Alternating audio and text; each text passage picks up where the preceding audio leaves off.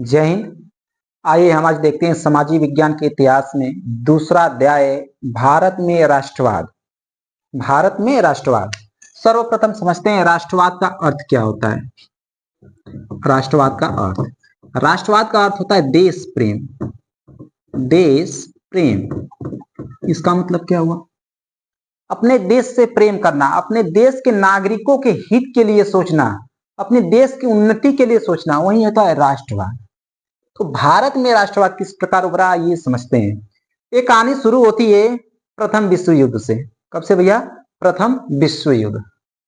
कहानी शुरू होती है प्रथम विश्व युद्ध।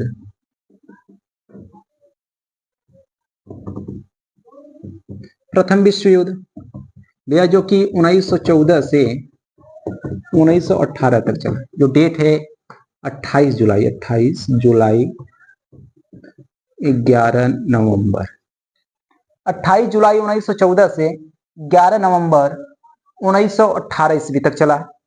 ठीक ना?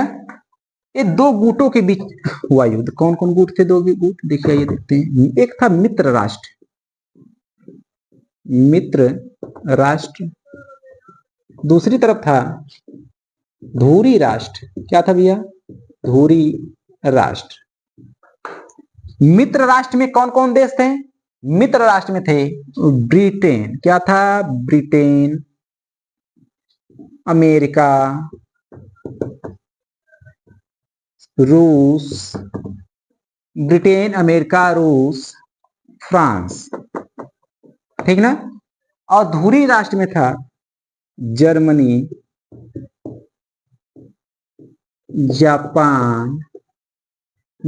जापान और एक था इटली।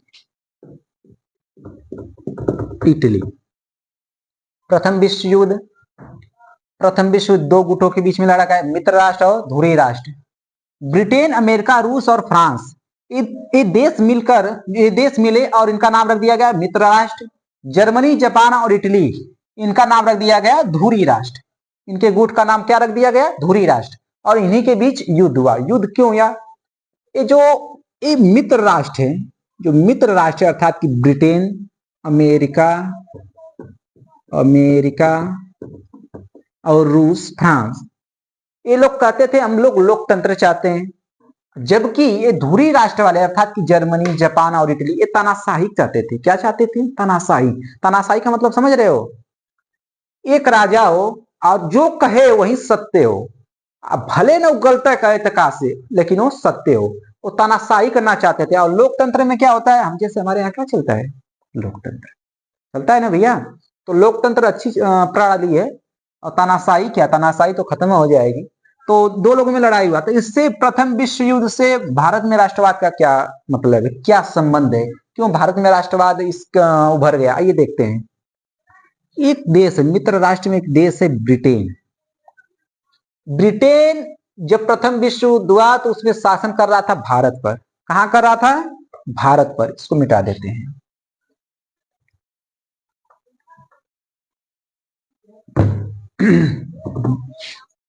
जब प्रथम विश्व युद्ध हुआ तो ब्रिटेन शासन कहां कर रहा था? भारत पर। अंग्रेज का शासन था भारत पर ना। भारत पर किसका शासन था? ब्रिटेन का। हालांकि आप लोग जानते हैं अच्छे तरीके से, जब युद्ध होगा तो उसमें मिसाइल, तोप, गोले, सैनिक, भोजन सबकी आवश्यकता होगी।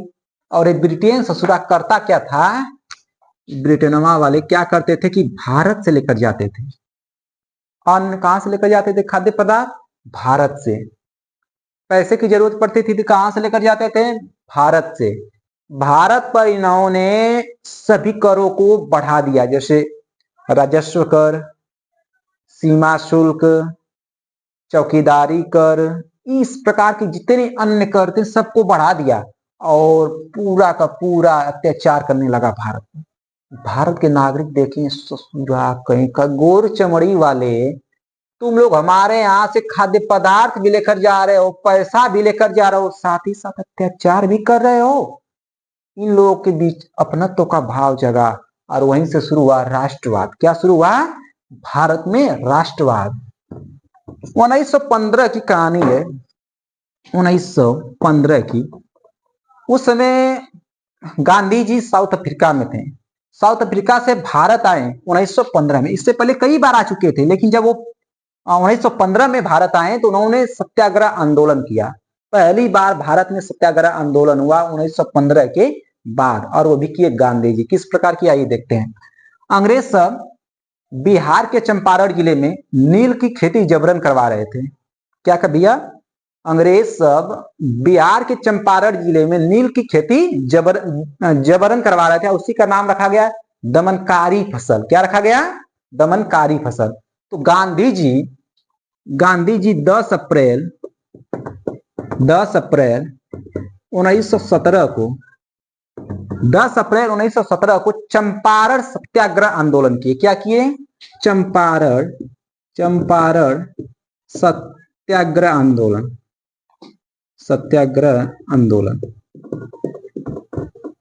सत्याग्रह का मतलब क्या होता है सर जी?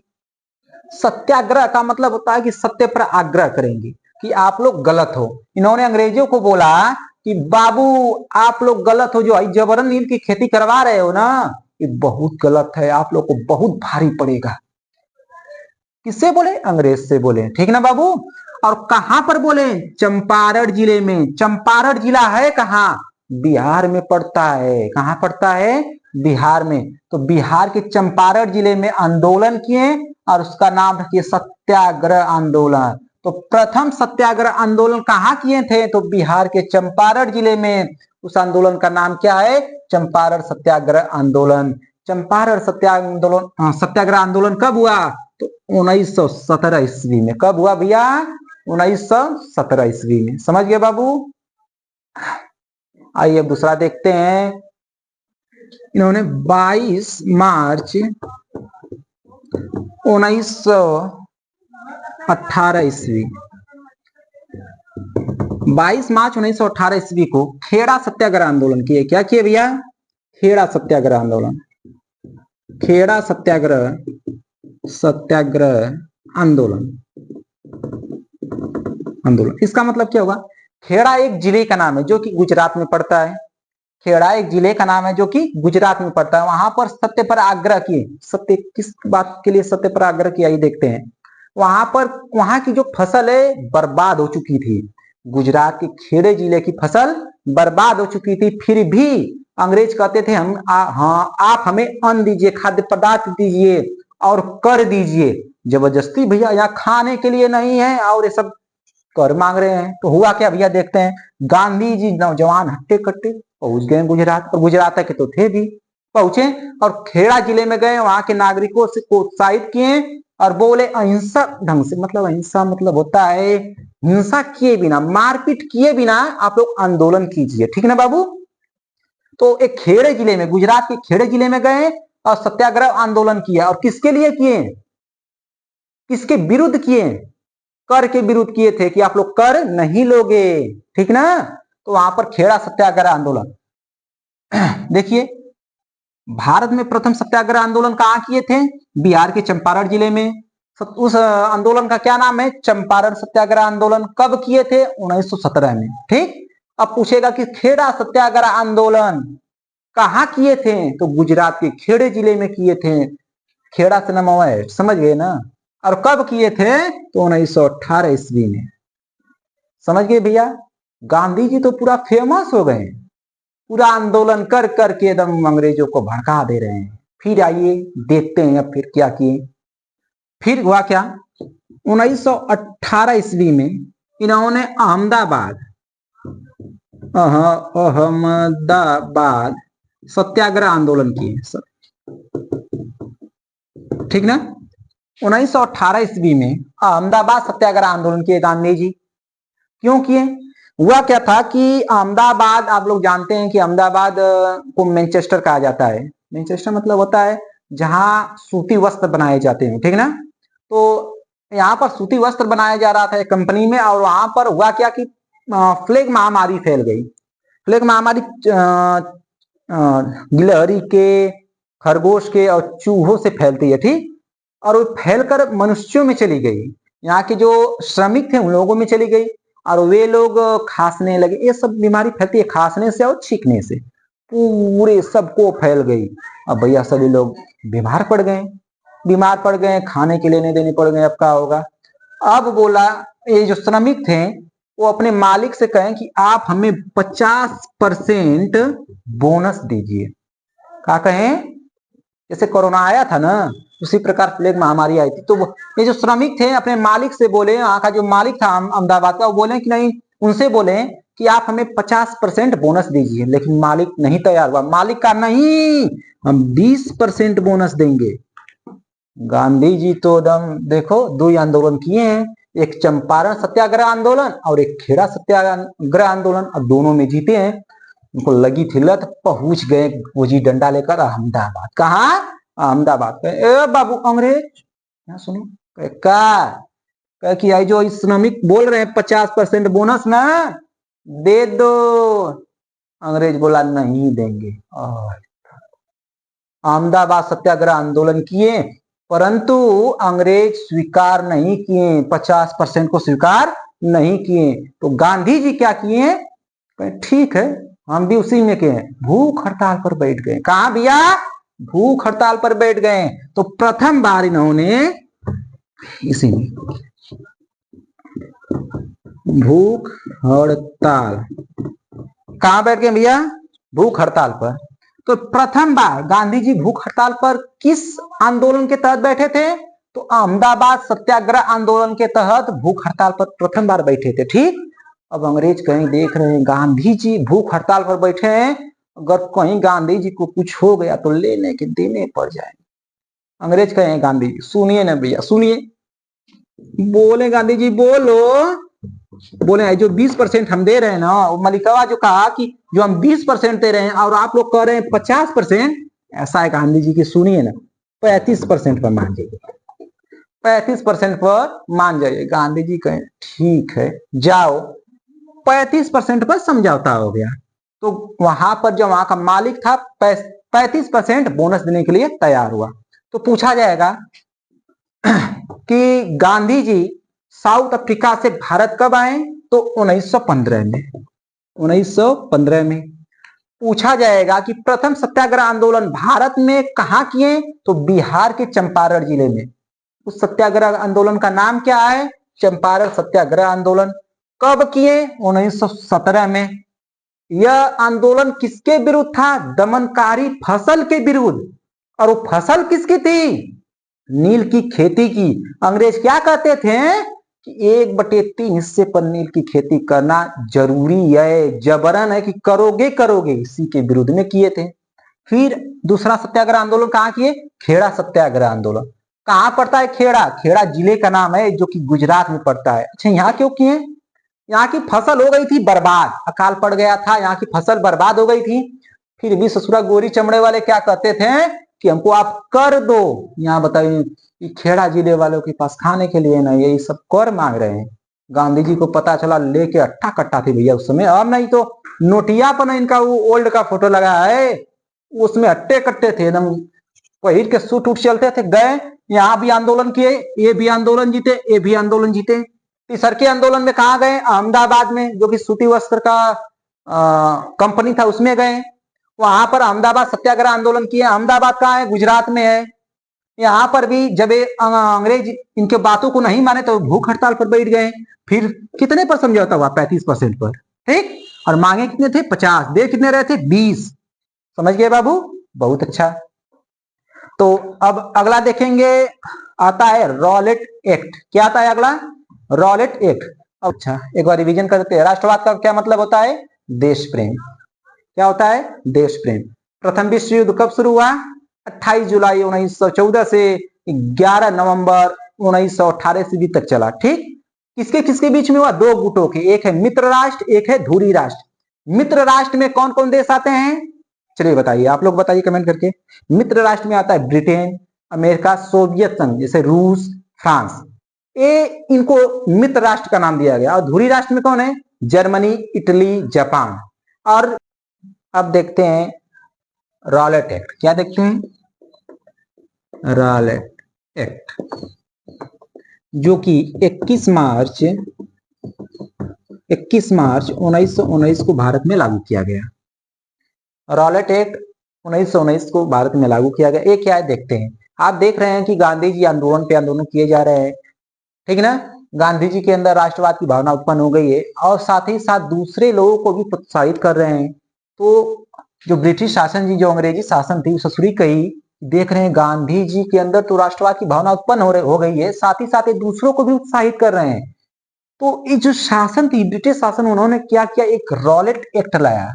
रॉलेट एक्ट क्या है समझते हैं। रॉलेट एक्ट, रॉलेट एक्ट क्या है बताते हैं। रॉलेट एक्ट में बताया गया कि यदि कोई राजनीति करेगा, यदि कोई न्यूज फैलाएगा मतलब कि समाचार पत्र छापेगा, तो उसको 2 साल की सजा होगी। कै साल की? 2 साल की।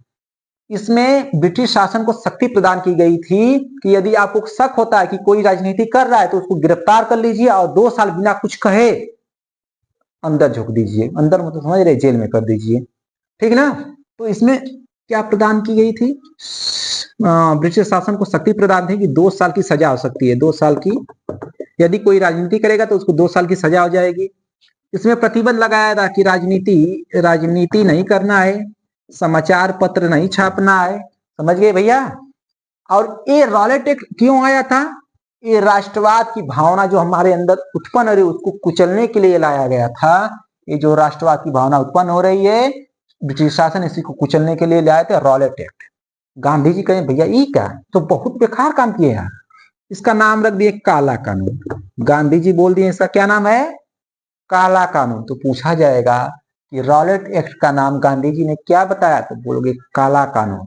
और उसी में एक मुसलमानों के नेता है मोहम्मद अली जिन्ना, इन्होंने इसका नाम रखा, इस रॉलेट एक्ट का नाम रखा कानून विहीन कानून। क्या नाम रखा? कानून विहीन कानून, मतलब बिना कानून का कानून। मोहम्मद अली जिन्ना ने रॉलेट एक्ट का नाम दिया कानून विहीन कानून, गांधी जी ने रॉलेट एक्ट का नाम दिया काला कानून। इसको काला कानून बताया गया, ठीक ना। अब गांधी जी बोले कि इस पर भी हम सत्याग्रह आंदोलन चलाएंगे, तो इस आंदोलन को रखा गया फिर नाम। गांधी जी इस पर सत्याग्रह आंदोलन चलाएं, कहा चलाएं? रॉलेट सत्याग्रह।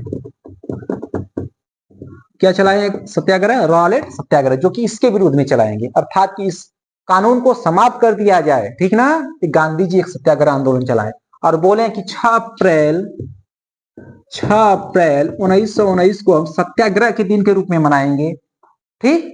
अब आते हैं पंजाब में। कहा आते हैं भैया? पंजाब में। हर जगह घटनाएं घट रही हैं, पंजाब में आते हैं। पंजाब में एक जगह है अमृतसर। पंजाब के अमृतसर में अंग्रेज ने 2 नेताओं को गिरफ्तार करके एक गुप्त स्थान पर रख दिया था। तो पंजाब की, अमृतसर की जो जनता है, वहां की जो जनता है, वहां के डिप्टी कमिश्नर के आवास पर गई और विरोध करने लगी, धरना प्रदर्शन करने लगी। डिप्टी कमिश्नर के विरोध में धरना प्रदर्शन करने लगी। तो भाई कमिश्नर है, कोई आम आदमी तो है नहीं, कमिश्नर है ना। उसने क्या किया कि यहाँ की जनता के ऊपर, और एक कब धरना प्रदर्शन हुआ? 10 अप्रैल 1919 को। पंजाब की जो जनता है, पंजाब के अमृतसर की, वो 10 अप्रैल 1919 को डिप्टी कमिश्नर के आवास पर गई और उसके विरुद्ध में धरना प्रदर्शन करने लगी और कही कि हमारे जो 2 नेता को आप गिरफ्तार किए हैं और गुप्त स्थान पर रखे, उसको आप छोड़ दीजिए, उनको आप छोड़ दीजिए। लेकिन ससुरा माना नहीं, बल्कि क्या किया, अमृतसर की जनता के ऊपर गोली चलवा दिया। साथ ही साथ जो वहां की जनता थी अमृतसर की, वो भी जवाब दी और उस जवाब में कुछ अंग्रेज मारे गए। क्या मारे गए? कुछ अंग्रेज। अब क्या हुआ, ब्रिटिश शासन को जब पता चला कि पुलिस प्रशासन पर भी हमला हो गया है और कुछ उसमें अंग्रेज मारे गए हैं, तो उन्होंने लगा दिया मार्शल लॉ। क्या लगा दिया? Martial law. ये क्या होता है समझते हैं। इस घटना के बाद मार्शल लॉ लगाया गया। क्या लगाया गया? Martial law. किस घटना के बाद? ये जो पंजाब के अमृतसर में 10 अप्रैल 1919 को घटना घटी, इस घटना के बाद अंग्रेज ने मार्शल लॉ लगाया। मार्शल लॉ को हिंदी में बोलते हैं सैन्य शासन। इसका मतलब समझते हैं। पुलिस प्रशासन से नहीं संभल रहा था तो सैन्य शासन लगा दिया गया। सैन्य शासन में जो ब्रिगेडियर है, यहाँ का जो ब्रिगेडियर को भेजा गया, ब्रिगेडियर का नाम है general Dyer. Brigadier general Dyer को यहाँ भेजा गया कहां पर? अमृतसर में। अमृतसर में ब्रिगेडियर जनरल डायर को भेजा गया और बोला गया कि यहाँ पर मार्शल लॉ लगा दो। मार्शल लॉ लगा दिया गया। मार्शल लॉ क्या होता है वो समझते हैं, आइए। मार्शल लॉ क्या होता है? मार्शल लॉ होता है, सैन्य शक्ति होती है, और इसमें बोला गया यदि एक स्थान पर 4 लोग से अधिक रहेंगे तो इसका मतलब कि सैन्य शासन का विरोध हो रहा है, मार्शल लॉ का विरोध। इसमें बोला गया कि एक स्थान पर 4 लोग से अधिक नहीं रहने चाहिए, शाम को कोई व्यक्ति घर से बाहर नहीं निकलेगा, ये मार्शल लॉ के तहत बताया गया था। अब हुआ क्या कि 13 अप्रैल 1919 को जलियांवाला बाग मैदान में, जलियांवाला बाग मैदान 13 अप्रैल 1919 को जलियांवाला बाग मैदान में लोग इकट्ठित हुए। देखिए भैया ध्यान से सुनिए, 13 अप्रैल 1919 को जलियांवाला बाग मैदान में लोग इकट्ठित हुए। वहां पर लगा था बैसाखी का मेला। जलियांवाला बाग मैदान में क्या लगा था? बैसाखी का मेला लगा था। वहां पर लोग मेला देखने गए थे। कुछ लोग रॉलेट सत्याग्रह के लिए गए थे। तो वहां हुआ क्या? वहां पर लगा था martial law. Martial law Jallianwala Bagh मैदान कहां पड़ता है? अमृतसर में। अमृतसर, ये अमृतसर में पड़ता है, लेकिन ये शहर से दूर है। जलियांवाला बाग मैदान शहर से दूर है। यहाँ पर मार्शल लॉ लगाया गया था, पता नहीं था लोगों को ये नहीं पता था कि मार्शल लॉ लगाया गया है, नहीं पता था भैया। लोग मेला देखने चले गए, इकट्ठित हो गए, 4 लोग से अधिक हो गए। अब जनरल डायर कौन है भैया? कहाँ गया जनरल डायर? ससुरा कहाँ गया? चलो अब बताओ, यहाँ की जो सैन्य शासन की शक्ति किससे संभाली गई थी? जनरल डायर को। General Dyer. अब जनरल डायर को जैसे पता चला कि जलियांवाला बाग मैदान में लोग इकट्ठित हुए हैं, ये यहाँ पर प्रवेश किया और इस मैदान में प्रवेश किया और बाहर जाने के सारे रास्ते बंद करवा दिए और जनता पर अंधाधुंध गोली चलवाया। सैकड़ों लोग मारे गए, बूढ़े बच्चे महिलाएं सभी मारे गए। इस ससुरा का नाम जनरल डायर नहीं, जनरल डायन होना चाहिए। ये ससुरा बहुत बेकार आदमी था। ब्रिगेडियर तो था, उसके लायक ससुरा है? बताइए, बच्चों पर गोली चलवा दिया। हम रहते बाबू ना तब बताते, हमारे गाजीपुर में आकर देखो, कट्टा से मार दिए होते इसको सब। तो बाबू घबराओ मत। चलो अब आते देखते हैं इसमें हुआ क्या कि 13 अप्रैल 1919 को लोग जलियांवाला बाग मैदान में इकट्ठित हुए और यहाँ पर लागू हो चुके मार्शल लॉ की जानकारी लोगों में नहीं थी, क्योंकि जलियांवाला बाग मैदान शहर से दूर था और जलियांवाला बाग मैदान पड़ता कहाँ है? अमृतसर में पड़ता है। तो यहाँ पर जनरल डायर प्रवेश किया और बाहर जाने के सारे रास्ते बंद करवा दिया और लोगों पर और जनता पर अंधाधुंध गोली चलवाया। इससे लोग जो क्रांतिकारी हैं, राष्ट्रवादी हैं, बहुत ही मतलब कि गुस्से में हो गए और डाकघरों को, पुलिस प्रशासन की जो वहां की पुलिस चौकी उसको लोग तोड़ने फोड़ने लगे। और एक बात जब रविंद्रनाथ टैगोर को पता चली तो उन्होंने अपनी नाइटहुड की उपाधि लौटा दी। उनको नाइटहुड की उपाधि मिली थी रविंद्रनाथ टैगोर की। नाइटहुड क्या होता है देखते हैं। नाइटहुड की उपाधि जिसे मिल जाए उसको सभी लोग सर करके बुलाएंगे, सम्मान से बुलाएंगे। जैसे अंग्रेज इनको नाइटहुड की उपाधि दिए थे, कोई भी इनको भैया रविंद्रनाथ टैगोर को रेरिया कर या आमतौर पर नहीं बोल सकता है, इनको सर ही कह के बोलेगा, सम्मान देकर ही बोलेगा, चाहे कोई हो। तो इनको नाइटहुड की उपाधि मिली थी। रविंद्रनाथ टैगोर का ससुरा कही का अंग्रेज, तुम लोग हमारे लोगों के ऊपर अत्याचार कर रहे हो, बच्चों को मार रहे हो और हमको नाइटहुड की उपाधि दे रहे हो, हमको ऐसी उपाधि नहीं चाहिए, जाओ हटो। नाइटहुड की उपाधि लौटा दी। फिर आगे क्या होता है, चलिए इसी को पहले रिवीजन कर लेते हैं। तो पूछेगा कि जलियांवाला बाग नरसंहार या हत्याकांड कब हुआ? तो 13 अप्रैल 1919 को। कहां पर हुआ? जलियांवाला बाग मैदान में। जलियांवाला बाग मैदान पड़ता कहाँ है? अमृतसर में। और अमृतसर कहाँ है? पंजाब में।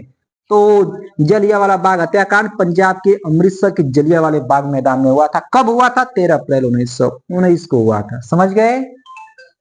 बहुत अच्छा। तो अब जितना हम बताएं आप लोग को समझ में आ गया ना। इस वीडियो को यहीं पर समाप्त करते हैं। जय हिंद।